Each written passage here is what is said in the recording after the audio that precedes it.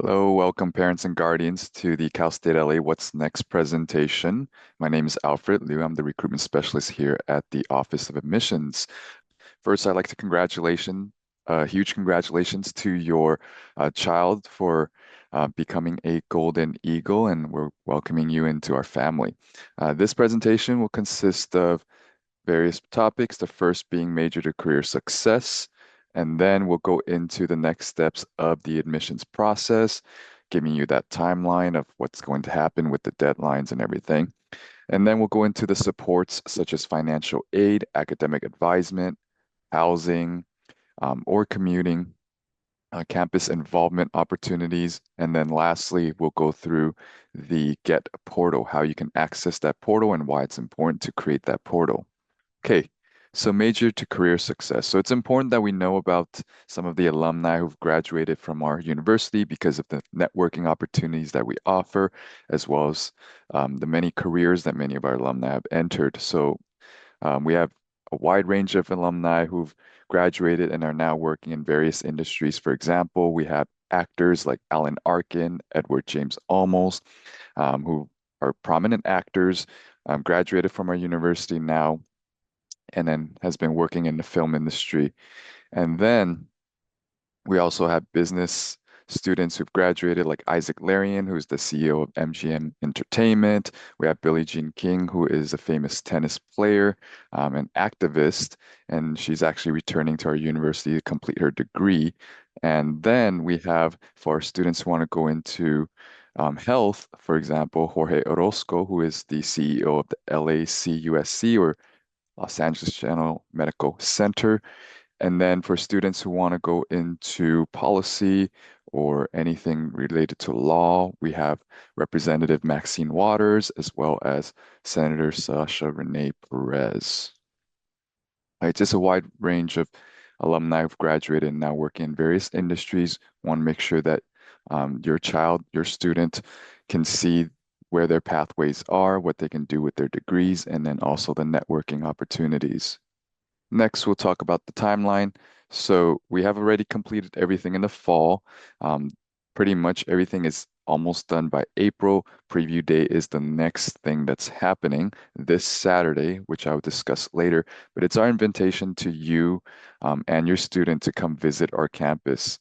And then in May 1st, that is the ECD deadline. Okay, so every campus follows this deadline. Basically, it's decision day. Your student has to choose which campus to attend by May 1st. Ours is called the ECD. Once the ECD has been submitted, you decided you want to come to Cal State LA, we will be requesting for final transcripts by July 15th. So make sure you remind your students to submit July 15th. A lot of times students forget to submit and we actually will take back the admissions. So make sure you remember to do that as soon as final exams are over and grades are posted, as well as the diploma shown on the report cards or transcripts. And then fall classes will start August 21st. Okay, now we'll go right into the details of what's happening next. So the next step really is broken down into three very simple steps, really. The first one is ECD. So you pay your $100 enrollment confirmation deposit. Then that's when you decide, okay, I want to enroll, right, as a student. Then we invite the student to orientation. This is when the students will receive an email from academic advisors as well as an email from orientation to schedule a date to come in. Then finally, again, final transcripts must be submitted by July 15th, and it needs to show the graduation date, and then also needs to show all the final scores and grades of the spring semester. So let's talk about financial aid. We do want to emphasize that financial aid has been released to all students. So if a student has not received the package, it's likely that there are several reasons for it. It could be that the email was incorrectly entered if you're not receiving any emails at all. It could be that the student has not entered our school, Cal State LA, onto the FAFSA or DREAM Act as a recipient. It could be that the social security number is not matching the records. So if we have a different social security on file versus what's on the FAFSA, that could also be an issue. If you're not sure what's going on, please contact the financial aid office specifically to see what's going on. Okay. And my colleagues will be pasting a link to the financial aid office so that you can contact them. But in general, this is our last year's financial aid package as an average. We have given students about $12,000 on average. These are from grants, so the Pell Grant and Cal Grants. So this is free aid. 94% of our students do receive financial aid, and about 70% actually get their entire tuitions covered. And then for students who don't know how to read the packages, pretty much the tuition is about 8,000 a year at Cal State LA. So you take that tuition cost and then you use whatever the financial aid you've received, you subtract that, and then you whatever leftover money it is, the students can use that towards whatever they want. If they want to pay it towards housing. They can use it to partially fund housing. Sometimes students do receive enough to even cover the entirety of housing, depending on how much you receive. Okay. And then we have an early start program as well. This is by invitation only. So if students don't receive anything about the early start program, they don't need to worry about it. But early start program is an invitation to students who do qualify. This is for students who come onto campus early during the summer to complete a GE math or English course so that they can get ahead. Okay, so this is a great opportunity. Make sure that you remind your students to check emails for this opportunity. And then speaking of academics, we have academic advisement. So once students have submitted the ECDs, academic advisors will reach out to the students to schedule a one-on-one appointment. This is when the students actually talk to them about careers, what their goals are, so that the advisors can help them plan out the 4 years. So whatever the classes that they need to take, including GEs, including prerequisites for grad school if they're considering grad school. This can also be major requirements, adding majors, adding minors, changing majors. So basically anything academic related, students can talk to them about it. This also includes research opportunities and internships as well. If students are looking to get experience during undergrad, they should speak with their advisors because the advisors can connect them with faculty who are doing research every summer. And then first flight orientation. So again, during the first flight orientation, this is all part of the whole process of meeting with financial aid advisors, meeting with academic advisors. Orientation is mandatory for students. This is when students get everything discussed, everything covered before the school year starts. So that includes getting their schedules. If they need to purchase parking passes, they can do that. If they need to buy any sort of public transportation passes, they can do that. Everything will be handled on this day. So again, orientation dates have been released and students can start signing up for these orientation dates already. It is first come, first serve. So make sure that you submit the ECD. So again, enrollment confirmation deposit, and then you can sign up. If the student has not submitted ECD, they will not be able to select these dates yet. Okay, housing. So for students who are considering housing, we do have dormitory style housing on campus. So these are all on-campus housing. Okay, so students can literally walk to class from their dorms because it's very close by.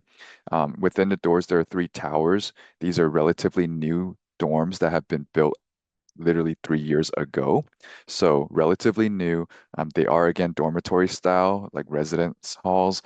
Students who have a communal bathroom, communal spaces, kitchens, lounges, and all of that. Students can choose to share a room with another roommate or maybe in a triple where there are 3 people per room.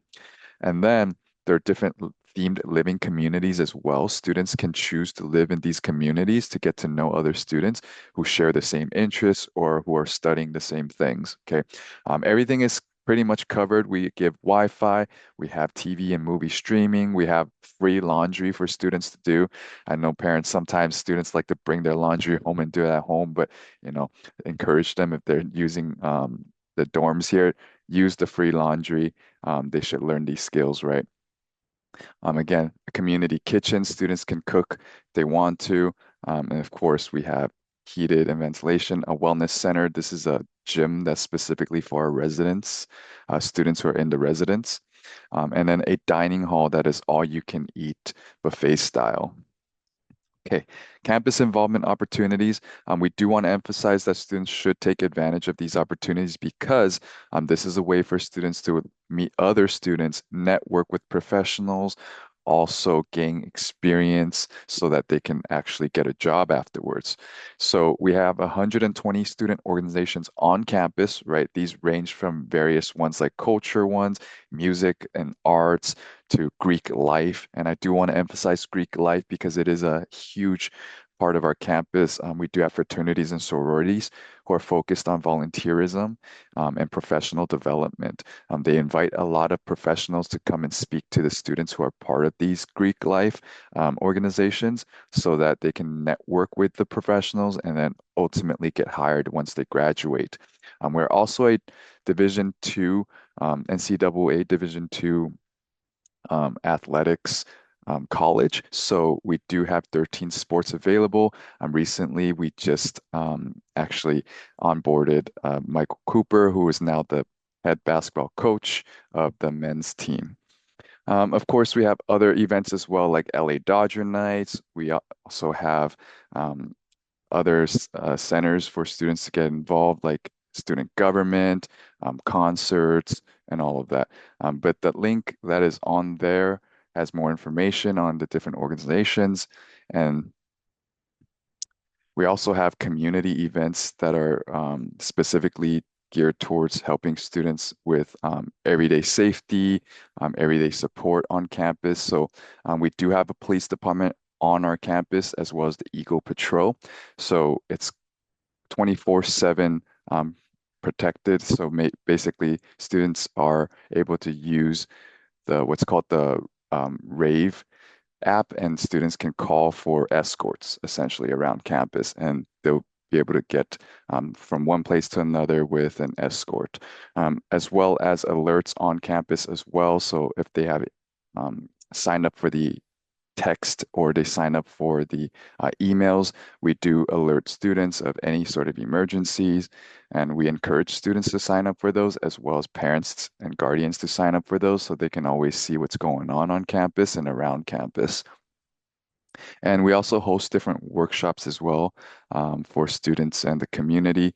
This is to help with like different emergency responses as well as like self-defense training. And then more involvement specifically related to families. We do have the Family Academy. This is through our Center for Students, the same as the orientation, and you get to meet with them during orientation. Basically, this is for students to invite their families to join them in their journeys. So families get to learn how the students go through their college life, how to navigate it together, discover different things that they can do, such as reaching out to academic advisors for tutoring, for example, right? We have supplemental instruction, various opportunities for students to get extra support, and we encourage families to get involved in this process. Okay, so this is the second half of our presentation.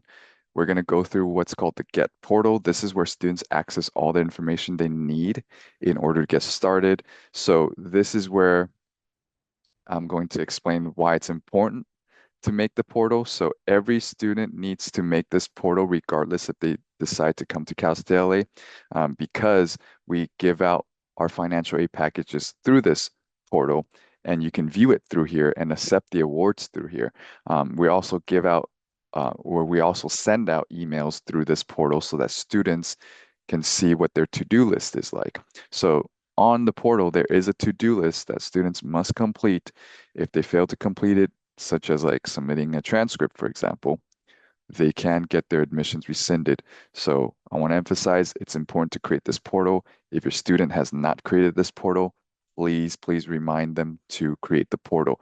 I'm going to give you the instructions now. You can feel free to record. You can feel free to take pictures. Basically, the first step is going into this website here. It's called the My Cal State LA ID. Very straightforward. It says activate account right there on the left side.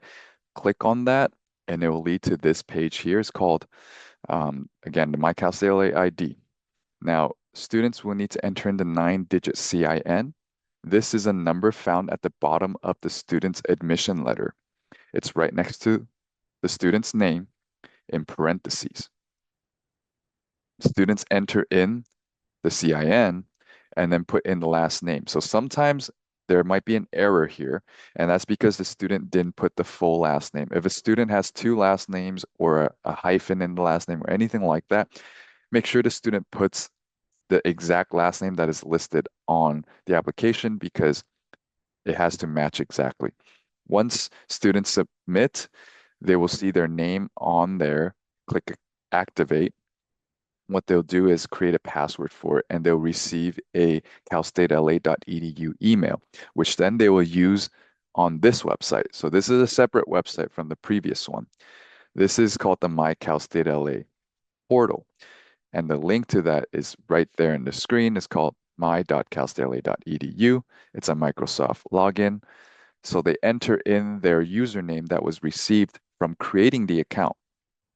They enter in the password that they created, and they would enter into this. So it looks like this, and it has what's called Get on there, that black and gold button. Students click on it, and then they get into this page. Select the student center.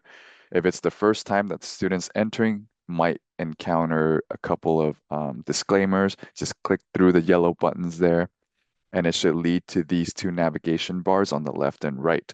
So I'll go through what these mean for you all. Basically, on the right side, as you can see, there's a communication center. The communication center is specifically where we send all the emails. So if students ever lose our emails, they can always check there. And then we also have holds. Students currently shouldn't have any holds, so they shouldn't worry about it. And then there's a to-do list. This is more important right now. We do send out different tasks for students to complete. Make sure that the students complete those tasks on time by the deadline. If they miss the deadline, they can risk getting their admissions rescinded. And then on the left side, right there, says financial aid. They can click the view financial aid to see the package or accept and decline awards to decide which awards to accept or decline. Typically, those are loans. Here's some final tips. So first is we have a lot of campus resources, and I encourage that you talk to your students about reaching out to these services. Again, they're going to be represented at the preview day so that they can actually talk to these representatives. So advisors, they're going to be there. We have our counseling and psychological services.